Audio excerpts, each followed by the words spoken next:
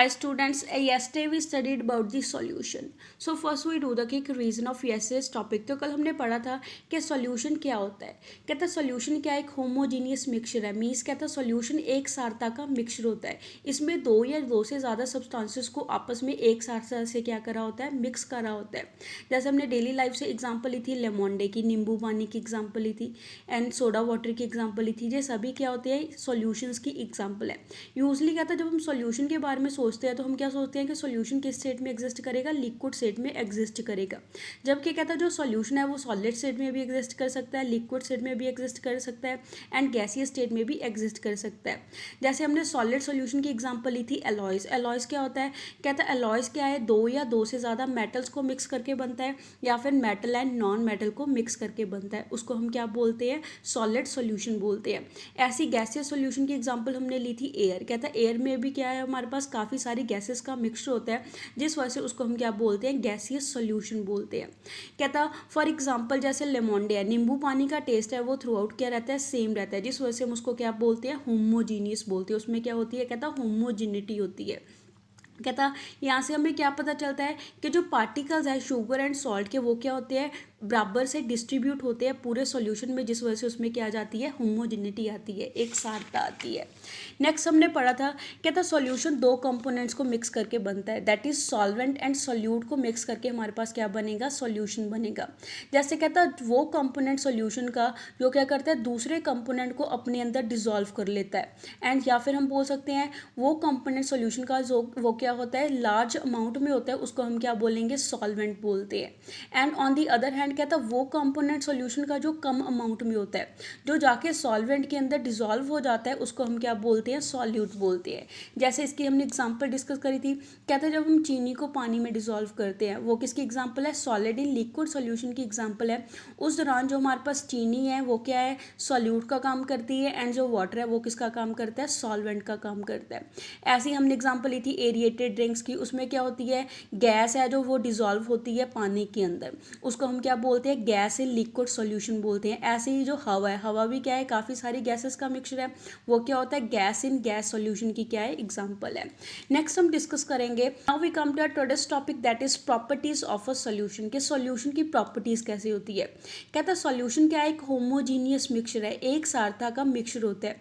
कहता है जो पार्टिकल्स है सॉल्यूशन के वो क्या होते हैं, स्मॉलर होते हैं. उसका साइज है जो पार्टिकल का सॉल्यूशन के वो क्या होता है, 1 नैनोमीटर डायमीटर से भी क्या होता है, स्मॉल साइज होता है. अबाउट कहता 10⁻⁹ मीटर से भी उसका साइज क्या होगा, छोटा साइज होगा, जिस वजह से कहता हम उनको नेक्ड आई से देख नहीं सकते, हम अपनी आंखों के साथ उसको देख नहीं सकते.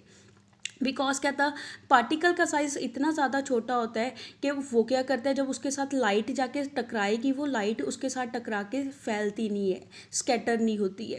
कहता जिस वजह से वो क्या होगा, कहता लाइट की बीम है वो स्कैटर नहीं होगी. सो कहता जो पाथ है लाइट की वो हमारे पास सॉल्यूशन में क्या होगी, विजिबल नहीं होती है.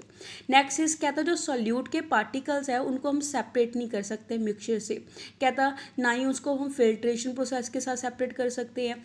कहता जो सॉल्यूट पार्टिकल्स होते हैं वो सेटल नहीं होते जब उसको हम अनडिस्टर्ब छोड़ देते हैं.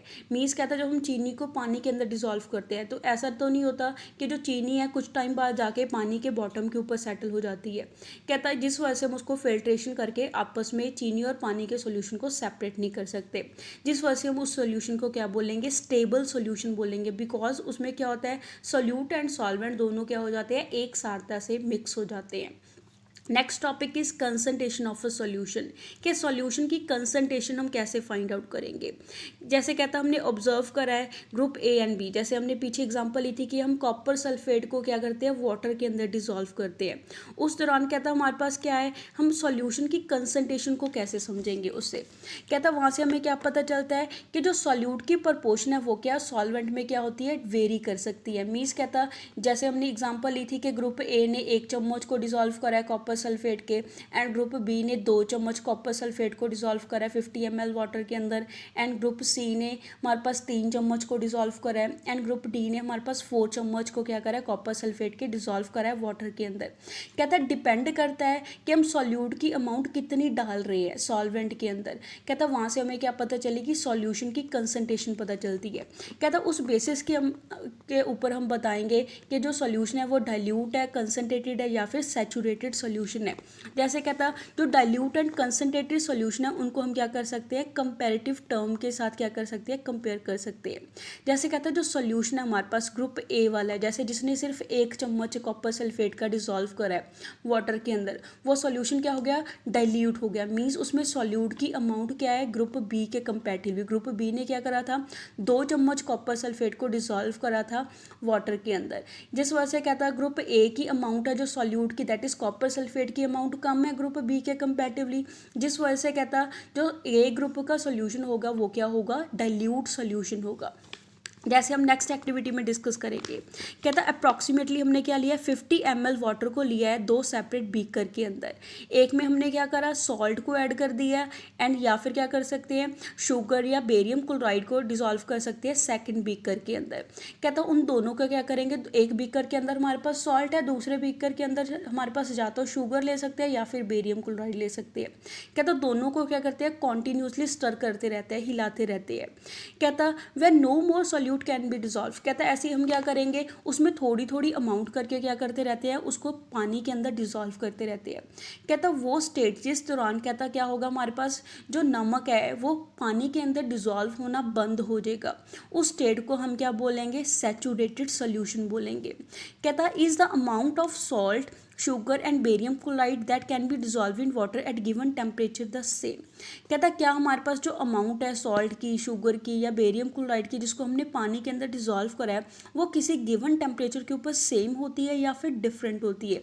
मीन्स कहता है किसी एक पर्टिकुलर टेम्परेचर के ऊपर हम अगर नोट करें तीनों के केस को, क्यों कहता है तीनों के केस में हमारे पास सेम अमाउंट ही डिसॉल्व होगी हर एक चीज़ की, या डिफरेंट अमाउंट क्या होगी, डिसॉल्व होगी। किसी पर्टिकुलर टेम्परेचर के ऊपर कितना मैक्सिमम सॉल्यूट डिसॉल्व हो सकता है सॉल्यूशन के अंदर, उसको हम क्या बोलते हैं, सैचुरेटेड सॉल्यूशन बोलते हैं। इन अदर वर्ड्स कहता जब हमारे पास और ज़्यादा सॉल्यूट उसके अंदर सॉल्यूशन के अंदर डिसॉल्व होना बंद हो जाए उसको हम क्या बोलेंगे, सैचुरेटेड सॉल्यूशन बोलेंगे। जैसे अगर हम एग्जाम्पल ले लें, कहता अगर हम चीनी को डिसॉल्व करते रहे रूम टेम्परेचर के ऊपर वाटर के अंदर, 1 गिलास पानी के अंदर चीनी को डिसॉल्व करते रहे, तो कहता है एक स्टेट हमारे पास ऐसी आएगी जिस दौरान क्या होगा कि रूम टेम्परेचर के ऊपर उस पानी के गिलास के अंदर जो चीनी है वो डिसॉल्व होना क्या कर देगी, बंद कर देगी।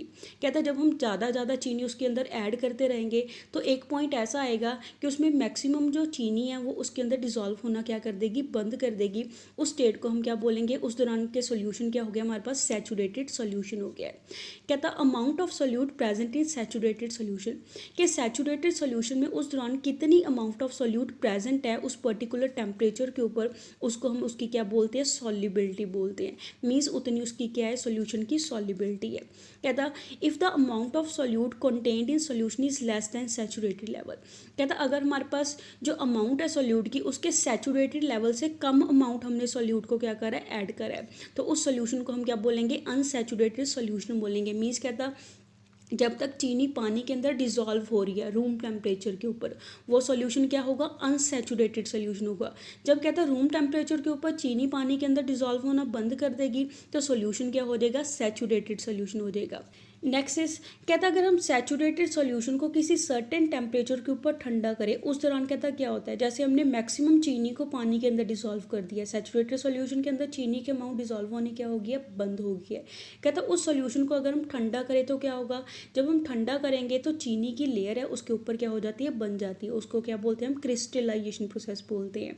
बिकॉज उस दौरान क्या होता है, सॉल्यूट की अमाउंट है वो सॉल्वेंट का कंपेरेटिवली क्या होगी, ज़्यादा अमाउंट होगी। नेक्स्ट इज कहते जो डिफरेंट सब्सटेंसेस होते हैं, जैसे एक सॉल्वेंट के अंदर हमने एक से ज़्यादा सब्सटेंसेस को क्या करा है, डिसॉल्व करा है। कहता हर एक सब्सटेंस की सॉल्युबिलिटी क्या होती है, डिफरेंट होती है किसी टेम्परेचर के ऊपर। मीन्स कहता एक पर्टिकुलर टेम्परेचर के ऊपर सभी सब्सटेंसेस की सॉल्युबिलिटी क्या होगी, डिफरेंट सॉल्युबिलिटी होगी। तो यहाँ से हम कंसंट्रेशन को कैसे डिफाइन करेंगे, कहते जो कंसंट्रेशन है सॉल्यूशन की वो हमें क्या बताती है कि कितना अमाउंट ऑफ सॉल्यूट प्रेजेंट है किसी गिवन अमाउंट ऑफ सॉल्यूशन में। मीन्स कहता कि टोटल सॉल्यूशन में सॉल्यूट की अमाउंट कितनी प्रेजेंट है उसको हम उसकी क्या बोलते हैं, कंसंट्रेशन बोलते हैं। या फिर हम उसको कैसे डिफाइन करेंगे, amount of solute dissolve in given mass and volume of the solution. कि किसी गिवन मास ऑफ सॉल्यूशन में या किसी गिवन वॉल्यूम ऑफ सॉल्यूशन में कितना अमाउंट ऑफ सॉल्यूट हमने डिसॉल्व करा है, उसको हम उसकी क्या बोलेंगे, कंसंट्रेशन बोलेंगे। तो यहाँ से हमारे पास जो कंसंट्रेशन है सॉल्यूशन की वो किसके इक्वल आ जाएगी, अमाउंट ऑफ सॉल्यूट के इक्वल आ जाएगी, या फिर हमारे पास किसके इक्वल आ जाएगी, अमाउंट ऑफ सॉल्युबिलिटी के इक्वल आ जाएगी। या फिर कहता है इसको हम कैसे डिफाइन करेंगे, इसको कहता है हम डिफरेंट वे से कंसंट्रेशन को क्या कर सकते हैं, डिफाइन कर सकते हैं। जैसे हमारे पास फर्स्ट मेथड क्या है, mass by mass percentage of the solution. कहता मास परसेंटेज के साथ हम सॉल्यूशन की कंसंट्रेशन को कैसे डिफाइन करेंगे। कहता अगर मास की टर्म में हमने डिफाइन करना है तो ऊपर हम क्या लेंगे, सॉल्यूट का मास लेंगे, नीचे हम क्या लेंगे, टोटल सॉल्यूशन का कितना मास है उसकी अमाउंट लेंगे, इनटू हमने परसेंटेज निकालनी है तो इसलिए उसको क्या करेंगे, 100 के साथ मल्टीप्लाई कर देते हैं। यहाँ से हमारे पास जो कंसंट्रेशन है वो किस टर्म में आ जाएगी, मास बाय मास परसेंटेज की टर्म में कंसंट्रेशन आ जाएगी। नेक्स्ट सेकंड मेथड क्या है हमारे पास, मास बाय वॉल्यूम परसेंटेज। कहता अगर हम सॉल्यूट का मास देखें एंड सॉल्यूशन की वॉल्यूम देखें, उस टर्म में हम कंसंट्रेशन को कैसे मेजर करते हैं। कहता उस दौरान ऊपर हम क्या लेंगे, मास ऑफ सॉल्यूट लेंगे कि कितना मास ऑफ सॉल्यूट हमने डिसॉल्व करा है किसी गिवन वॉल्यूम ऑफ सॉल्यूशन में। परसेंटेज निकालने के लिए उसको भी क्या करेंगे, हम 100 के साथ मल्टीप्लाई कर देंगे। उस दौरान जो हमारे पास कंसंट्रेशन आएगी वो किस टर्म में आएगी, मास बाय वॉल्यूम की टर्म में आएगी, बिकॉज ऊपर मास है नीचे क्या लिया हमने, वॉल्यूम लिए। जैसे इसके रिलेटेड हम न्यूमेरिकल करेंगे। न्यूमेरिकल में हमारे पास क्या गिवन दिया है, और solution contains 40 gram of common salt in 320 gram of water. कहता हमारे पास सॉल्यूशन है जिसमें हमारे पास 40 ग्राम नमक को डिसॉल्व करा है 320 ग्राम ऑफ पानी के अंदर। हमने क्या कैलकुलेट करना है, calculate the concentration in term of mass by mass percentage. हमने मास बाय मास परसेंटेज की टर्म में कंसंट्रेशन को कैलकुलेट करना है। तो हमारे पास मास सॉल्यूट का, सॉल्ट का हमारे पास मास कितना गिवन दिया है, 40 ग्राम मास गिवन दिया है। सॉल्वेंट यहाँ पे क्या है, हमने नमक को पानी के अंदर डिसॉल्व करा है, तो नमक यहाँ पे सॉल्यूट का काम करेगा, पानी यहाँ पे सॉल्वेंट का काम करेगा। कहता सॉल्वेंट का मास कितना है, 320 ग्राम हमें गिवन दिया है। टोटल सॉल्यूशन का मास कितना हो जाएगा, कहता जब हम नमक को पानी के अंदर डिसॉल्व करेंगे तो सॉल्यूशन बन जाएगा। तो डैट मीन्स हमारे पास जो मास है पूरे सॉल्यूशन का वो किसके इक्वल होगा, mass of solute plus mass of solvent के इक्वल होगा। तो सॉल्यूट का मास 40 ग्राम है एंड सॉल्वेंट का मास कितना है, 320 ग्राम है। तो होल सॉल्यूशन का मास कितना आ गया, 360 ग्राम मास आ गया। तो यहाँ से हम मास परसेंटेज ऑफ सॉल्यूशन का फॉर्मूला अप्लाई करेंगे, जैसे ऊपर हमने फॉर्मूला करा है, तो वो क्या आ जाएगा, mass of solute by mass of total solution into 100। तो यहाँ पे सॉल्यूट का मास हमें गिवन दिया है that is 40 gram and total solution का मास हमने कितना फाइंड आउट करा है, 360 ग्राम। तो यहाँ से फॉर्मूलाज में वैल्यू पुट करेंगे तो यहाँ से हमारे पास सॉल्यूशन की कंसंट्रेशन कितनी आ गई, 11.1% आ गई। So that's all for today, stay home, stay safe, thank you.